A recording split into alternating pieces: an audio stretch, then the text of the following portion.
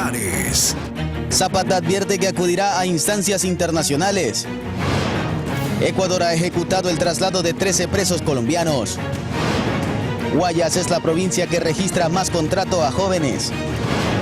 Ecuador y México acordaron abrir una tercera vía para analizar crisis. Sujeto con notificación azul y roja de Interpol fue capturado. Oficinas del Parlamento Europeo fueron registradas. ¿Por qué? Y en los deportes, Marlon Chito Vera ya tiene nuevo rival para enfrentar en la UFC.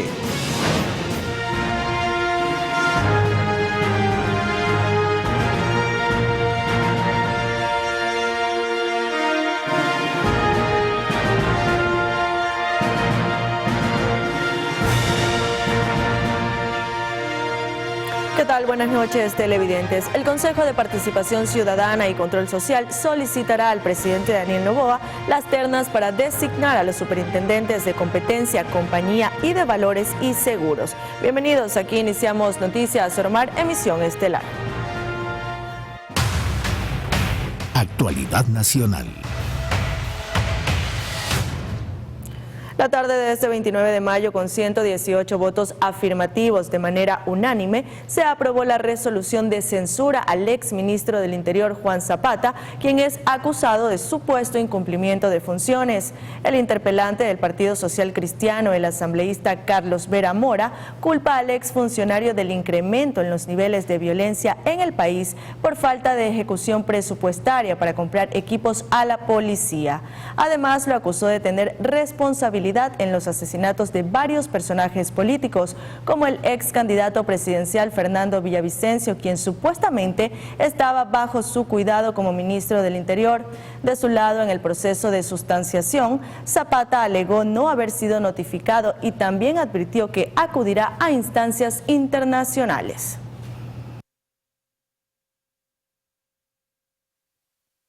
Porque no pudo dar seguridad solamente a la ciudadanía en general, no le brindó la logística necesaria a pesar de tener el presupuesto a nuestros hermanos de la Policía Nacional, con lo cual muchos de ellos murieron en el ejercicio de sus funciones, sino que tampoco realizó ninguna coordinación con las entidades de administración de justicia para el ámbito de combatir la lucha contra la inseguridad y el crimen organizado.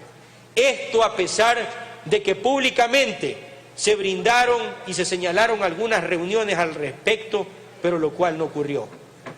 Lo más grave en ese orden, no brindó seguridad a las personas incluidas en el sistema de protección a víctimas y testigos, porque muchos de ellos fueron asesinados a pesar de haber estado integrados en ese programa. Y también muchos candidatos, muchos ciudadanos en el ejercicio de sus cargos públicos y políticos murieron en el uso de sus actividades y a manos del crimen organizado y de la inseguridad que vive y que vivió nuestro país. Vuelvo a repetir, yo estuve tan solo un poco más de 13 meses en el Ministerio del Interior y llegué con crisis y tuve que enfrentar crisis permanentes. No es que tuvimos tranquilidad en el Ministerio, fue muy complicado.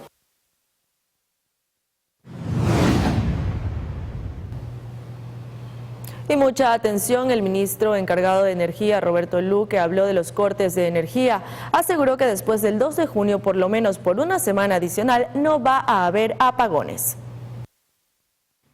Ante los rumores de nuevos cortes de energía programados, el ministro del ramo encargado, Roberto Luque, salió al paso, asegurando que la situación en el Ecuador ha mejorado considerablemente desde abril y ahora se está tomando provisiones para el siguiente estiaje previsto para octubre de este año. También enfatizó que los apagones anunciados en los últimos días de mayo no son por falta de generación, sino por los mantenimientos programados en los que se incluyen cambios de estructuras para mejorar la situación del sector.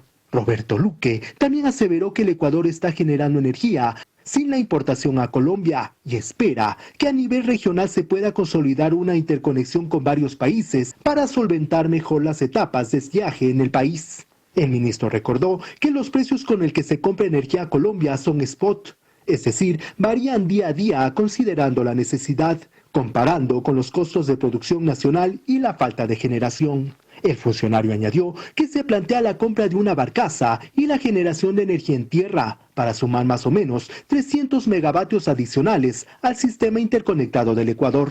En este mismo contexto detalló que hay varios contratos que se esperan firmar entre julio y agosto. Por otra parte, Luque aprovechó para aclarar sobre la liberación de los precios de los combustibles, informando que no habrá un programa de focalización de subsidios, sino de compensación a los afectados. Es un cambio muy importante porque la focalización generaría un doble precio y ese doble precio va a generar distorsiones, contrabando y temas que queremos evitar. En este sentido nosotros hemos trabajado interinstitucionalmente base de datos sobre los posibles afectados y sobre esos posibles afectados ver en cuánto se van a afectar para determinar un monto y un mecanismo de compensación que seguramente será comunicado oportunamente. En Quito, Juan Correa Rodríguez, Noticias Oromar. Crisis de seguridad. Ahora les contamos que la Universidad Nacional de Educación UNAE en Azogues, provincia de Cañar, anunció que suspendía sus actividades académicas y administrativas por 3 días. La decisión se tomó luego de una presunta alerta de tiroteo en las instalaciones de la institución. Según el comunicado, las máximas autoridades junto con la policía tomaron esta medida para precautelar la seguridad de toda la comunidad universitaria.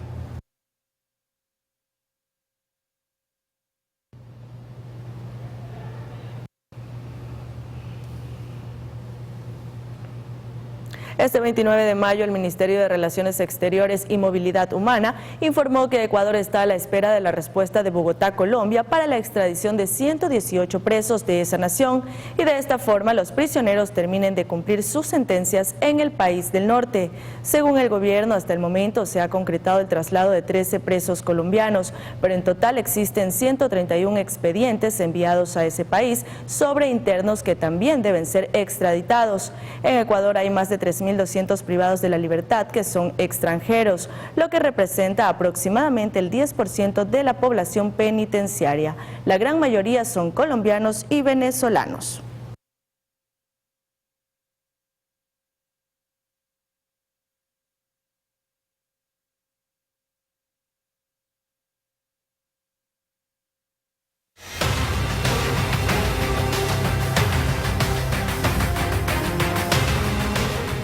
En menos de 24 horas se registraron 2 crímenes en Montecristi, provincia de Manabí. Ambos casos dejaron una persona asesinada.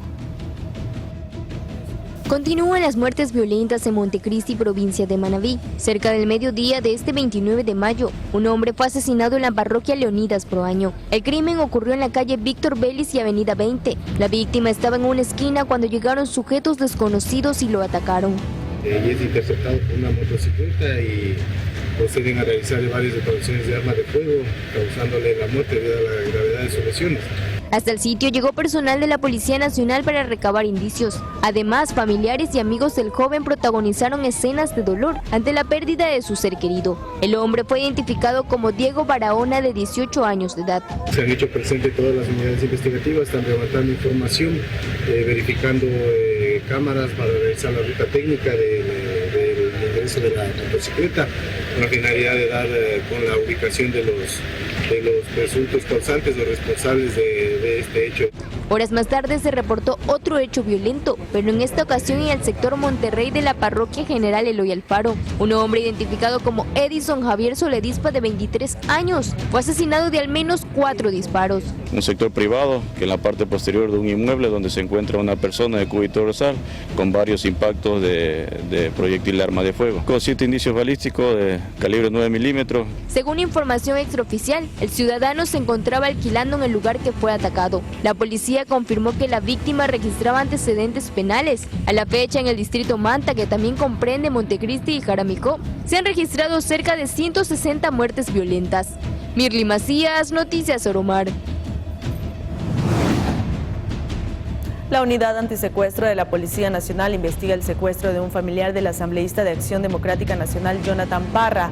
El hecho delictivo ocurrió en un sector del norte de Guayaquil este 29 de mayo. Extraoficialmente se informó que los presuntos secuestradores ya se contactaron con los familiares para exigir dinero a cambio de la liberación de la víctima. Este suceso ocurre en medio del auge de secuestros extorsivos y casi una semana después de la declaratoria de un nuevo estado de excepción en 7 provincias, incluyendo Guayas.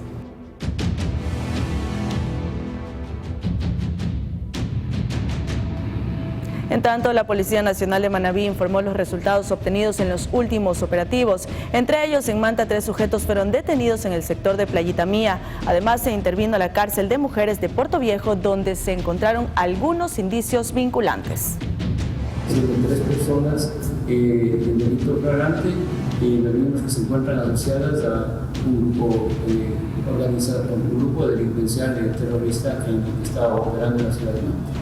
En poder de estas personas se encontraron varios indicios vinculantes justamente al delito de robo a vehículos, 6 terminales móviles, 5 prendas de vestir militar, 2 equipos electrónicos de comunicación, radios portátiles, una de ellas una radio portátil de la Policía Nacional con la frecuencia de Manta.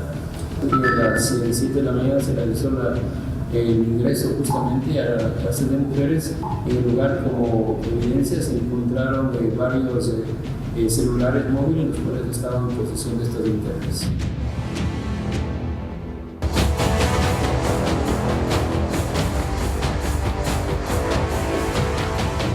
Revisamos otros temas. El Consejo de Participación Ciudadana y Control Social informó que el proceso para la designación del presidente de la Judicatura pasó a la fase de revisión de requisitos. Significa que la Comisión Técnica verificará la documentación de los integrantes de la terna entregada por la Corte Nacional de Justicia en el plazo de 2 días.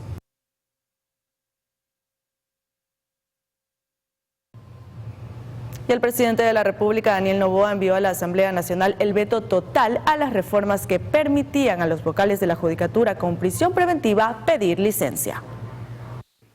El presidente de la República, Daniel Noboa, vetó totalmente la reforma al Código de la Función Judicial aprobada por la Asamblea Nacional el pasado 21 de mayo. Esto generó más de una reacción en el legislativo. El presidente de la Comisión de Justicia Fin al Correísmo, Fernando Cedeño, dijo que en este cuerpo legal habían temas importantes, como justicia especializada para temas de violencia sexual. Una pena por los grupos de mujeres que reclaman justicia. El día de ayer, incluso en el Pleno, aprobamos una ley sobre reparación de casos de femicidio. Entonces, es terrible lo que hace el presidente de la República, pero bien, son parte de las facultades democráticas. La asambleísta independiente Sofía Sánchez cuestionó el veto total, pues considera que ahí habían tópicos cruciales y lo que cabía en todo caso era un veto parcial. Justamente el día de ayer se aprobó una ley por este tema de los femicidios, esta reparación integral, y esto tiene que tener una línea transversal. Lo que tenía varias reformas al Código Orgánico de la Función Judicial justamente era este apoyo, estas unidades especializadas que hoy se requieren. En el Partido Social Cristiano se mostraron de acuerdo con lo dicho por la legisladora Sánchez.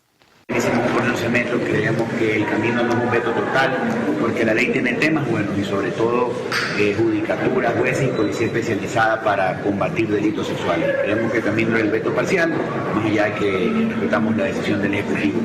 Según el Código de la Función Legislativa, si el presidente objeta totalmente un proyecto de ley, la Asamblea Nacional podrá volver a considerarlo solamente después de un año contado a partir de la fecha de la objeción. Después de ese periodo, los legisladores podrán ratificarlo en un solo debate, con el voto favorable de las 2/3 partes de sus miembros, y lo enviará inmediatamente a registro oficial para su publicación. La polémica reforma modifica 25 artículos y es el resultado del análisis de 4 iniciativas distintas. Entre los varios cambios aprobados con 92 votos, los legisladores incluyeron un específico para los vocales del Consejo de la Judicatura en el artículo sobre la integración del organismo. Ahí reza, en caso de que la ausencia temporal se deba al cumplimiento de prisión preventiva o arresto domiciliario dispuestos por la jueza o juez competente, la o el vocal podrá solicitar acogerse al régimen de licencia sin sueldo por el tiempo máximo establecido en este código. El veto del primer mandatario Daniel Noboa sostiene que el proyecto de ley propuesto no es conveniente para los intereses del país y es contraria a las disposiciones establecidas en el ordenamiento jurídico ecuatoriano. En Quito, Juan Correa Rodríguez, Noticias Oromar. Mientras tanto, la ministra de Trabajo, Ivonne Núñez, insistió en que la entidad a su cargo ha registrado 105.000 nuevos contratos de trabajo de jóvenes entre 18 y 29 años de edad hasta abril de 2024. Contratos de trabajo suscritos entre empleadores y trabajadores comprendidos en las edades de 18 a 29 años de edad. Al mes de abril del corte enviado por el Ministerio de Trabajo, se arroja 105.050 contratos de trabajo en las 24 provincias del país.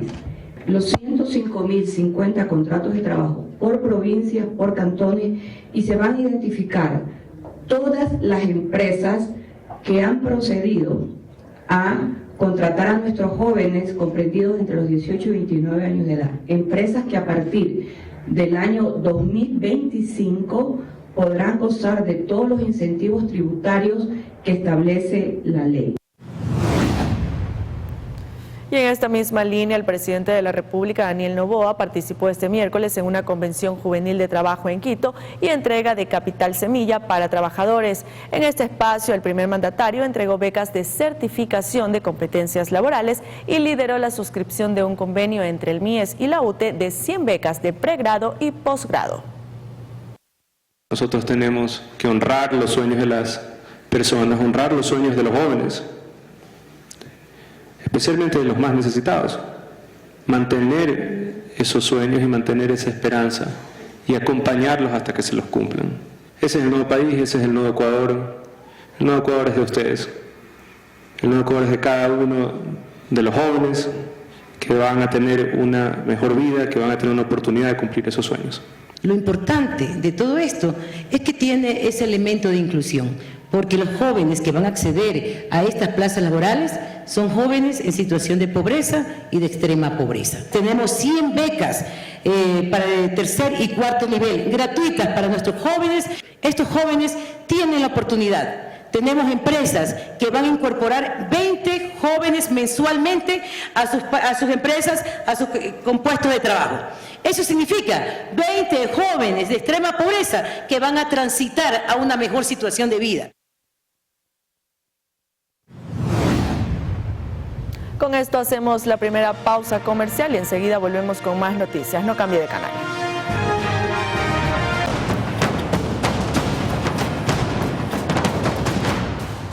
Estamos de vuelta para hablar del caso Purga. La fiscal del Estado envió un escrito al juez Javier de la Cadena solicitando que fije día y hora para que rindan su testimonio anticipado Daniel Salcedo y Mayra Salazar. Daniel Salcedo, preso y procesado por delincuencia organizada en el caso Metástasis, rendirá testimonio anticipado en el caso Purga.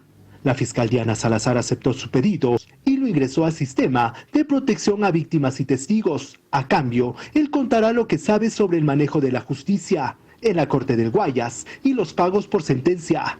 En su versión preliminar, Salcedo anticipó que si lo protegen, revelará detalles y más nombres de los ya conocidos. Mayra Salazar también rendirá testimonio en el caso Purga. Ya lo hizo en Metástasis sobre cómo funcionaba la red del narcotraficante Leano Norero. Dio información sobre el exasambleísta social cristiano Pablo Muentes, la expresidenta de la Corte de Guayas, Fabiola Gallardo, el expresidente de la Judicatura, Wilman Terán, y confirmó la relación entre Ronnie Aliaga y Javier Jordán. La fiscal general envió este escrito al juez Javier de la Cadena. Le solicitó que fije día y hora para escucharlos y adjuntar documentos reservados que justifican la necesidad de brindarles protección para que cooperen en el proceso. Los testimonios serán presenciales. A Salcedo lo trasladarán desde la cárcel de La Roca en Guayaquil hasta la Corte Nacional de Justicia en Quito y a Mayra Salazar desde la Casa de Confianza en el sur de la capital. En otra petición, la Fiscalía solicita al juez que preserve el contenido digital alojado en el servidor del Consejo de la Judicatura. de los correos electrónicos de 26 personas, incluidos los procesados, que fueron jueces. Estas son las últimas diligencias, porque la instrucción fiscal termina en 5 días. Si en este tiempo la fiscal no vincula a más personas, se declarará el cierre, y el caso Purga pasará a la siguiente etapa, para decir quiénes enfrentarán el juicio. En Quito, Juan Correa Rodríguez, Noticias Oromar.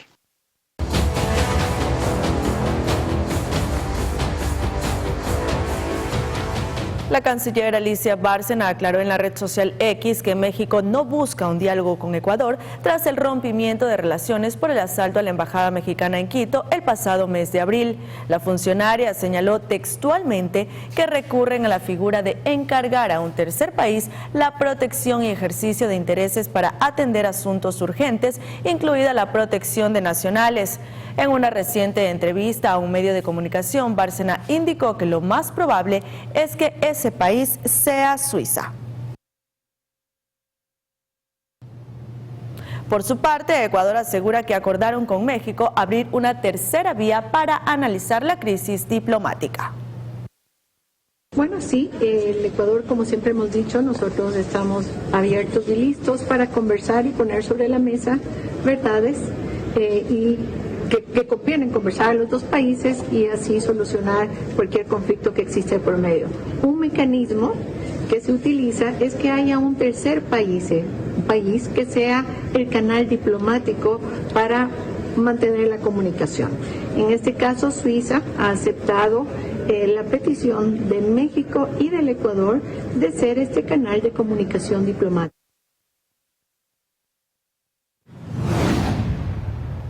El Tribunal Contencioso resolvió archivar la denuncia por presunta infracción electoral contra el presidente Daniel Noboa. La denuncia fue ingresada el pasado 22 de mayo por el ciudadano Marlon Pasquel por una supuesta campaña electoral anticipada para la consulta popular del 21 de abril. Su archivo se debe a que el denunciante presentó su escrito sin contar con el patrocinio y firma de abogado, requisito exigido en la normativa electoral.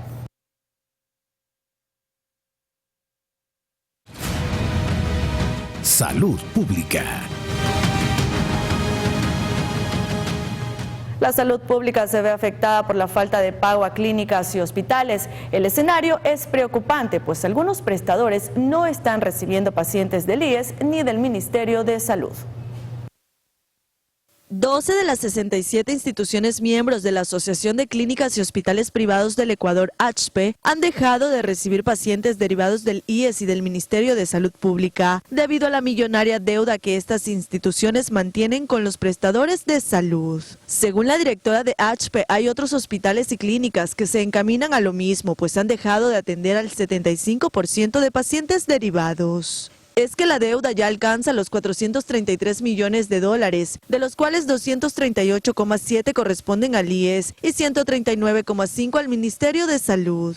En este contexto, las clínicas y hospitales han disminuido las atenciones acorde a la capacidad económica y operativa. Este rango va entre el 30 y el 75%. Los pacientes que ya no son recibidos son en su mayoría de la especialidad de traumatología, pero también hay quienes requieren de cirugías cardíacas y trasplantes. Frente a la preocupante situación, esperan que se cumpla la sentencia de la Corte Constitucional, que dispone que los ministerios de Salud y Finanzas debían resolver el tema de las deudas y definir un mecanismo para evitarlas. Desde ACHPE han manifestado que pese a los pedidos por escrito no se han podido reunir con el ministro de Salud Franklin Encalada, mientras que al Ministerio de Finanzas han enviado soportes auditados de la deuda, pero solo les han dicho que podrán pagar cuando haya recursos en la caja fiscal. Para poder cobrar parte de la deuda, ACHPE propone recibir un porcentaje en efectivo, hacer cruce de cuentas, que les paguen con bonos o incluso con bienes inmuebles. Sin embargo, no han hecho el planteamiento oficial ya que no han sido recibidos por las autoridades correspondientes.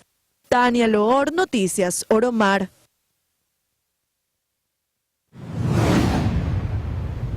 Nos vamos a una nueva pausa comercial, amigos, pero enseguida volvemos con temas relacionados al IVA y también con las noticias internacionales.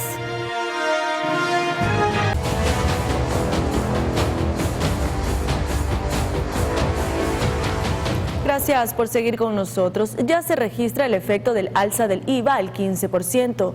354 millones de dólares suman los ingresos percibidos por este tributo durante el mes de mayo.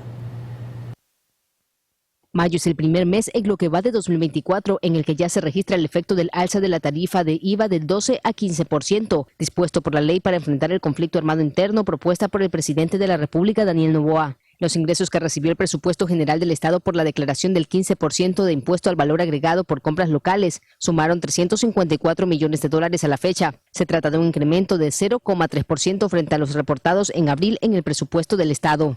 Los ingresos en lo que va de mayo de 2024 solo son superados por los de mayo de 2019, antes de la pandemia de COVID-19, cuando el presupuesto del Estado percibió $464,5 millones por declaración de IVA local. Expertos señalan que lo reportado ya supera los últimos 4 mayos. Cabe recalcar que la nueva tarifa de IVA comenzó a cobrarse desde el 1 de abril de 2024. En este contexto, los dueños de los negocios locales deben declarar lo cobrado por IVA al mes siguiente. De ahí que mayo muestra un incremento considerable en su recaudación. María José Pino Argote, Noticias Oromar. Pasamos a hablar del Ministerio de Economía y Finanzas, puesto que pagó $17 millones a distintas prefecturas del país como parte de las obligaciones con los gobiernos autónomos descentralizados. Esta transferencia corresponde a cuotas pendientes del año en curso y contribuirá para la ejecución de obras en el territorio nacional a través de las competencias a cargo de los gobiernos autónomos descentralizados.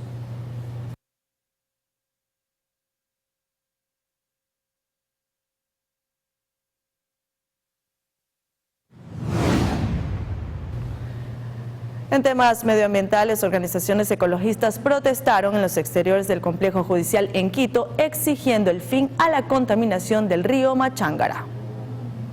Es la protesta de los ambientalistas quiteños que defienden los derechos del emblemático Machángara, otrora afluente con olor a menta, convertido desde más de 50 años en la cloaca de la capital. Hoy ya nadie recuerda que por este río nadaban peces multicolores, nativos.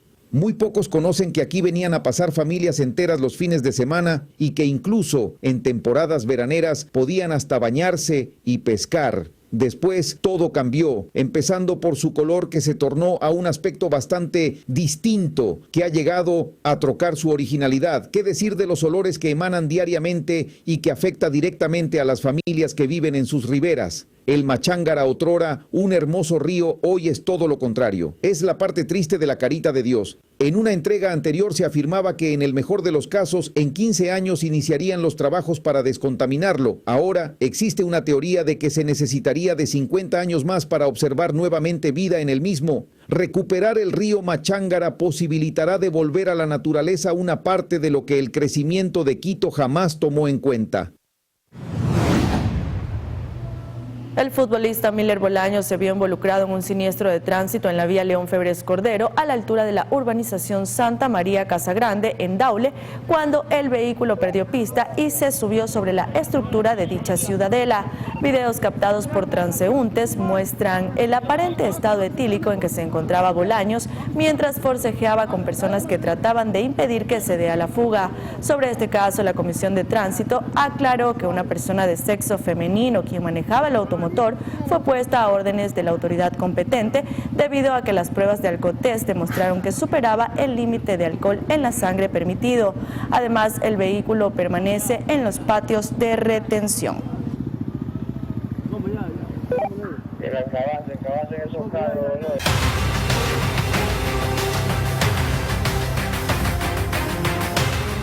(21:45) nos vamos hasta Guayaquil porque un grupo de delincuentes ingresó a una vivienda y se robó algunos enseres. No contentos con eso, incendiaron la residencia. Al final salieron y robaron un carro en la misma zona. Como se diría popularmente, llegaron a robar en gajo. Eran más de 10 delincuentes los que ingresaron a un domicilio de la cooperativa 8 de julio en la Florida Norte para hacer el agarra lo que puedas y después prenderle fuego a la casa. Rompieron los vidrios, después de eso cogieron y tiraron gasolina y se incendió esa casa. Se metieron, sacaron lo que más pudieron y ya pues la gente se asustó y el escándalo a esa hora. Algunos vecinos fueron insultados y atacados a pedradas. Con el típico grito de sapo, los obligaron a callar. Incluso nosotros estábamos afuera cuando se escucha porque la camioneta sale corriendo y dejaron botado algunas cosas de los insultados que estaban. Dejaron botado un hornito pequeño y ahí se fueron rápido. Y eso que por aquí es incómodo la salida, pero salieron soplados, pues, y la gente asustada aquí a esa hora. No conformes con robar e incendiar esa casa, los delincuentes huyeron y antes de irse se fueron robando un carro. En Guayaquil, Cristian Arias, Noticias Oromar. La policía de Ecuador informó este miércoles 29 de mayo que fue detenido un ciudadano que tenía notificación azul y roja de Interpol. La operación se llevó a cabo tras coordinaciones internacionales con la Embajada de Estados Unidos en Quito y la Oficina de Investigaciones de Seguridad Nacional de ese país. El sujeto, quien mantiene vigente 2 órdenes de captura por delitos de agresión y asociación ilícita, fue deportado y puesto a disposición de la autoridad competente. La Dirección de Justicia y Vigilancia del municipio de Guayaquil realizó un operativo conjunto con la Policía Nacional en la cooperativa Proletarios Sin Tierra al sur de la ciudad. Los delegados municipales y elementos de la policía acudieron a la ribera del río Guayas, que había sido rellenada ilegalmente con piedras. Esa acción se hizo para construir una estación de abastecimiento de combustible para lanchas y barcazas pequeñas, generando un daño ambiental. El establecimiento no contaba con ningún tipo de permiso. Además, está prohibido este tipo de construcción en la ribera del río, por lo que fue demolida por los funcionarios.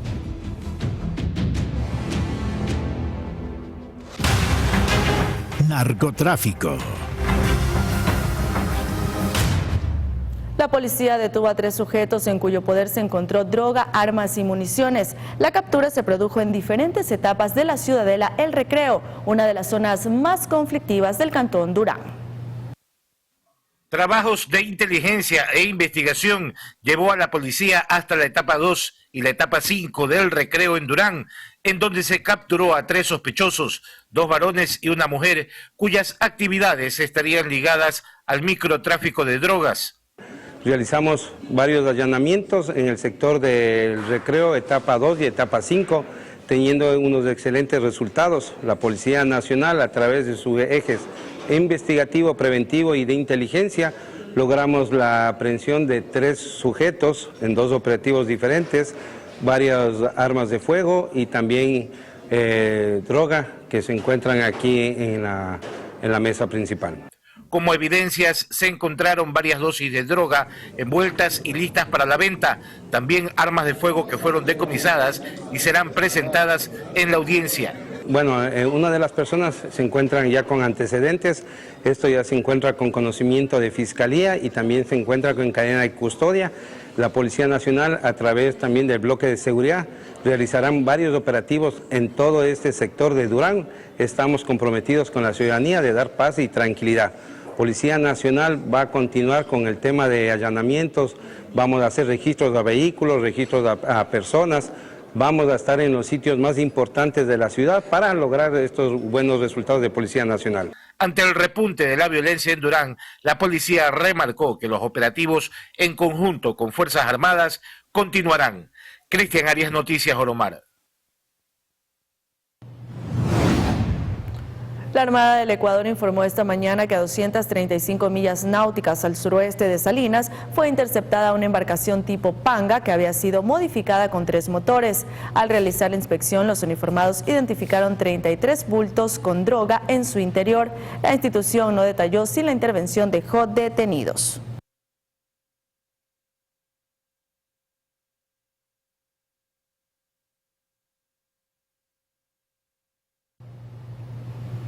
Y un juez dictó prisión preventiva para 3 personas, 2 colombianos y un ecuatoriano, involucrados en el traslado de droga en una embarcación a 200 millas náuticas de Salinas.